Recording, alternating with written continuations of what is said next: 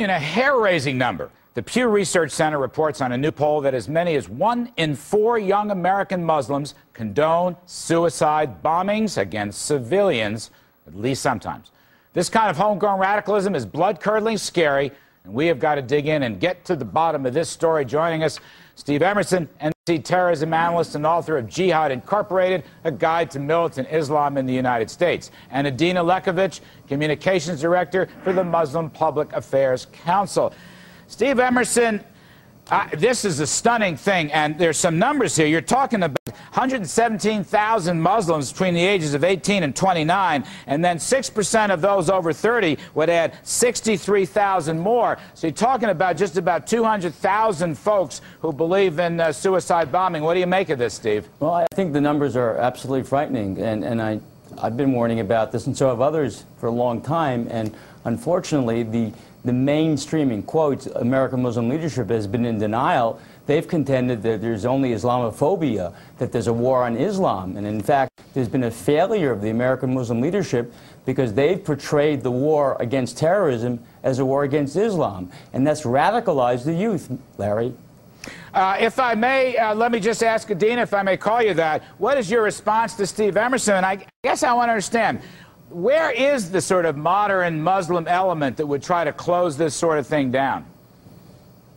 Well, they're right beneath our noses. If we look to the headline of the survey, what it points to is Muslim Americans, mostly mainstream, middle class, moderate, sharing American ideals and believing that hard work pays off in this country.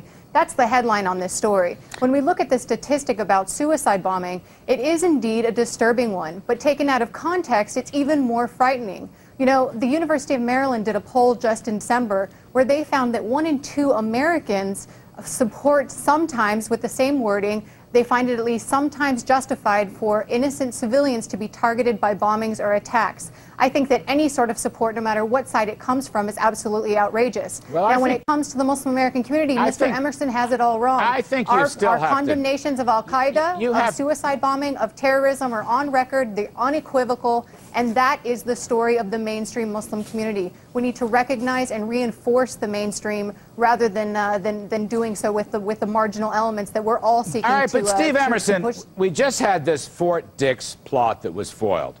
And this was a radical jihadist Muslim group. In fact, unfortunately, 3 of them were illegal immigrants. But putting all that aside, where does this come from? Does this come from the mosques? Does this come from the radical schools, the so-called madrasas? Does this come from the imams preaching this kind of hatred? And what are you going to do with 200,000 people who might believe this stuff? Well, I think the numbers are probably understated, because to admit that you actually support suicide bombing, it takes a lot of intellectual honesty, so to speak, and I think it probably most people would not admit to that fact. And the reality is, you see the number of people that believe that Arabs did not carry out the 9/11 attacks. I think somewhere it's like 40%.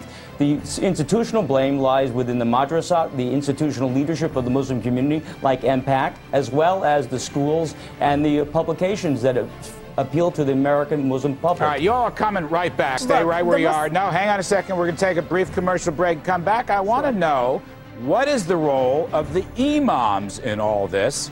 We're for keeping America safe. Kudlow and Company straight ahead. A very disturbing topic. We're back with NBC terrorism expert Steve Emerson and Adina Lekovich of the Muslim Public Affairs Council. Adina, I have no doubt that you are right. The majority of Muslims living in the United States are moderates and peaceful. I don't doubt that. But this is a case where the minority is probably more important than the majority for the damage that they can do. And I want to ask you about another disturbing part of that poll. 5% of the survey shows that they have a favorable view of Al-Qaeda. Now, that is also incredible. How do you respond to that, and what do you do about it? I'll tell you exactly what we're doing about it. I respond to it with abject horror, just as you do and just as all Americans do. And it is not representative of the mainstream Muslim community. 5% is a reality that we have to deal with. But getting back to the other questions, what are we doing about it? Nobody is working harder to fight terrorism and extremism than the Muslim American community. We work with all levels of law enforcement. We work with our communities. We have a national grassroots campaign to fight terrorism that Mr. Emerson is well aware of. that is working with communities directly to ensure that extremism doesn't creep into our mosques and our community centers. The FBI knows it, the Department of Justice knows it, and why folks like Mr. Emerson can't recognize that is a puzzle to me, because it's being recognized out there. We have to get Muslims to be part of the solution, and we do that by recognizing their legitimate efforts. Steve, what is your response to that? And I want to also put another number in. It says in this poll, only 4 in 10 American Muslims say that they believe Arabs caused 9/11. Now, I don't know who they think caused it, but Steve, you know, we worry about the terrorist jihadists, the cells here in the United States. These numbers are really huge numbers. What is your response? Listen, let me read to you just 3 different points here. One is the description of the 1983 Marine barracks attack. This attack, for all the pain it caused, was not in a strict sense a terrorist operation. It was a military operation. That was published by Impact. Number 2, it described Mr. Al-Arian, the head of the Islamic Jihad Network, as a role model. And number 3, this is something that Ms. Adina Letwekowicz should be very familiar with. When we hear someone refer to the great Mujahid, Osama bin Laden, as a terrorist, we should defend our brother and refer to him as a freedom fighter, someone who has forsaken wealth and power to fight in Allah's cause and speak out against oppressors. This statement was made after the '98 bombing, and this was made in Al-Talib magazine. Absurd. And that was Adina's, she was editor of the Al-Talib magazine when the statement was made. No, I was not. These are lies. That's not a lie. You were an editor. Absolute mischaracterization. No, you were a managing editor of the newspaper. Your research is sloppy. Were you not a managing editor of the newspaper? No, I was not. You were not? For your research... You were not on the byline as a managing editor? For your research to point out and to conduct this kind of character assassination is quite ridiculous. Adina, were you a managing editor? What we're talking about here... Adina, were you a managing editor of Al-Talib magazine?